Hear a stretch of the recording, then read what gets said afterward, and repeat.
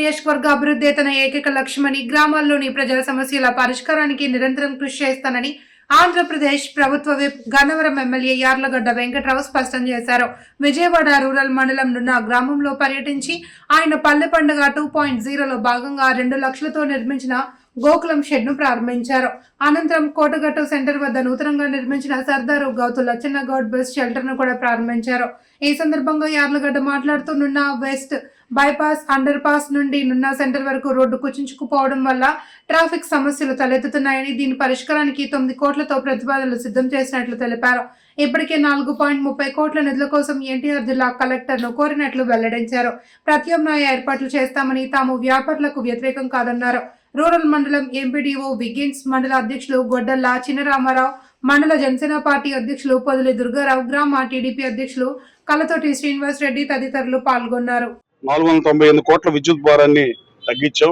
విద్యుత్ ఛార్జీల మీద పెంచమని ఎన్నికల ముందు ఎన్డీఏ కూటమి హామీ ఇచ్చింది. ముఖ్యమంత్రి చంద్రబాబు నాయుడు గారు కానీ, లోకేష్ బాబు కానీ, అలాగే ఉప ముఖ్యమంత్రి పవన్ కళ్యాణ్ గారు కానీ ఎట్టి పరిస్థితి ఎన్డీఏ కూటమి అధికారులు విద్యుత్ ఛార్జీలు పెంచమన్నాం. విద్యుత్ రంగంలో సంస్కరణలకు ఆద్యుడే చంద్రబాబు నాయుడు అంటే ఏమాత్రం సందేహం లేదు. రాజకీయాలకు అతీతంగా 1995లో ముఖ్యమంత్రి అయినప్పుడు పరిస్థితి నుంచి తర్వాత రాష్ట్రం విడిపోయిన తర్వాత కూడా మిగులు విద్యుత్తులో 2014-19 మధ్యలో ఉన్న పరిస్థితి. ట్రూప్ ఛార్జీలని కట్టాల్సిందిగా డిపార్ట్మెంట్ లేఖ రాస్తే ప్రభుత్వానికి ప్రజల మీద భారం పడకూడదు, అది ప్రభుత్వమే భరిస్తుంది అని చెప్పి ఆ 4,498 కోట్లు ప్రజల మీద భారం పడకుండా ప్రభుత్వమే ఆ బాధ్యత తీసుకుంది. ట్రూప్ ఛార్జీలు కట్టినందుకు ముఖ్యమంత్రి గారికి, సంబంధిత మంత్రి గొట్టిపాటి రవికుమార్కి అందరికీ నా నియోజకవర్గ ప్రజల తరఫున, రాష్ట్ర ప్రజల తరఫున ఎలక్ట్రిసిటీ ఛార్జీలు గత ప్రభుత్వం అన్నిసార్లు పెంచినా ఈ ప్రభుత్వం ఆర్థిక లేమితో అతలాకుతలం అయిపోయిన ఈ రాష్ట్రాన్ని గాడిలో పెడతా ప్రయత్నం చేస్తున్నా కూడా ప్రజల మీద విద్యుత్ భారం, అదనపు విద్యుత్ భారం పడకూడదనే ఉద్దేశంతో ఆ 4,498 కోట్లని ప్రభుత్వం నుంచి కట్టినందుకు గౌరవ ముఖ్యమంత్రి మరోసారి ధన్యవాదాలు తెలియజేస్తూ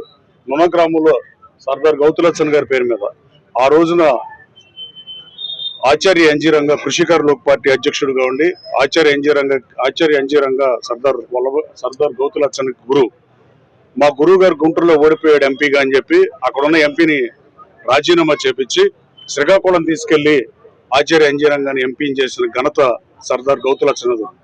ఎక్కడైనా బీసీలకు రాజ్యాధికారం రాకముందు, ఎన్టీ రామారావు పార్టీ పెట్టకముందు, రామారావు పార్టీ పెట్టిన తర్వాతే బడుగు బలహీన వర్గాలకు రాజ్యాధికారం వచ్చింది అనేది చరిత్ర చెప్పే చారిత్రాత్మక సత్యం. చరిత్రను వక్రీకరించి చెప్పగలరు కానీ అసలు నిజాన్ని దాయలేరు ఎవరు. అలాంటి ఎన్టీ రామారావు పార్టీ పెట్టకముందే ఒక బీసీ బిడ్డ అయిన గౌతు లచ్చన్న ఆయన ఆచార్య ఎన్జీ రంగాన్ని గుంటూరులో ఓడిపోతే ఇక్కడ ఓడిపోవడం కరెక్ట్ కాదు, ఈయన మా గురువు గారు ఖాళీగా ఉండడం కరెక్ట్ కాదని శ్రీకాకుళం తీసుకెళ్లి ఒక ఓసీ క్యాండిడేట్ ని గెలిపించిన ఘనమైన చరిత్ర సర్దార్ గౌతు లచ్చన్న అని చెప్తూ ఇక్కడ బస్ స్టేషన్ ఏర్పాటు చేసిన, ఈ షెల్టర్ ఏర్పాటు చేసిన సహకరించిన ప్రతి నాయకుడికి, చేసిన వాళ్ళందరికీ ధన్యవాదాలు తెలియజేస్తూ మా గ్రామ పార్టీ నాయకులకి, మండల పార్టీ నాయకులకు కూడా ధన్యవాదాలు తెలియజేస్తున్నారు. Thank you.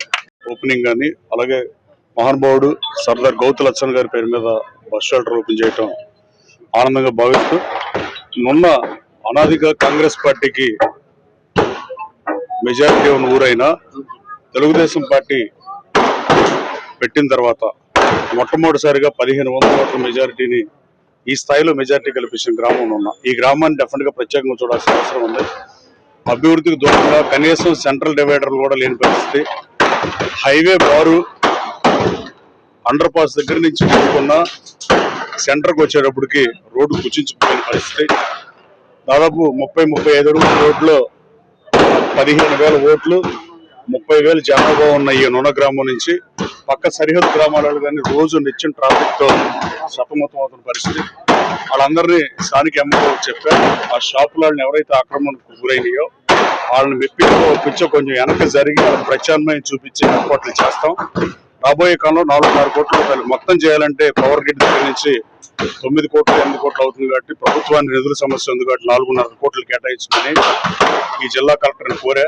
అలాగే ఎన్టీఆర్ జిల్లాలో కేవలం మేము 9 గ్రామాలు ఉండటం వల్ల మమ్మల్ని చిన్న చూపు చూసే పరిస్థితి ఉందంటున్నా ఏమాత్రం సందేహం లేదు. మాకు 5 గ్రామాలు ఉన్న రూరల్ గ్రామాల్లో మైలవరం నియోజకవర్గానికి ఎంత డబ్బులు వస్తున్నాయో మాకు కూడా 9 గ్రామాలు ఉన్నా అది 50,000 ఓట్లు ఉన్నా, మా 1,90,000 పైబడి ఓట్లు ఉన్నా మాకు కూడా అదే నిధులు వస్తున్నాయి. రాబోయే కాలంలో గడిచిన సంవత్సరాల కాలంలో కృష్ణా జిల్లాలో నిధులు ఎక్కువ తేగలిగాం కానీ విజయవాడ జిల్లా నుంచి నిధులు మంజూరు కాని పరిస్థితి.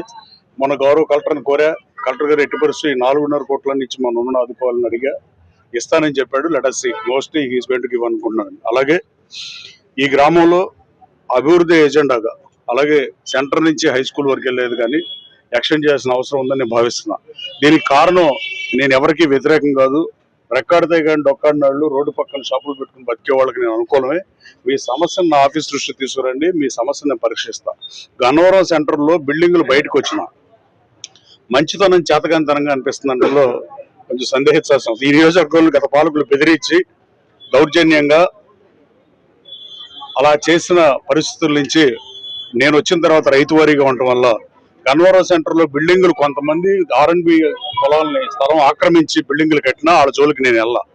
కానీ father of the nation Mahatma Gandhi విగ్రహం బాగాలేదు, గాంధీ గారి 10 లక్షలు పెట్టి కామశేపురం నా డబ్బులతో చేపిస్తానంటే 6 సోదరులు అక్కడ గన్నవరంలో వచ్చి 4.5 లక్షల రూపాయలు డబ్బులు ఇచ్చారు నాకు. సో మిగతా డబ్బులు నేను వేసుకుని పెడదామని ఎన్టీ రామారావు కామశేపురం పెడుతున్నాం. ఆ రోడ్డు 40-50 అడుగులు కుచించుకుపోతే దాన్ని 120 అడుగులు ఎక్స్టెండ్ చేసాం.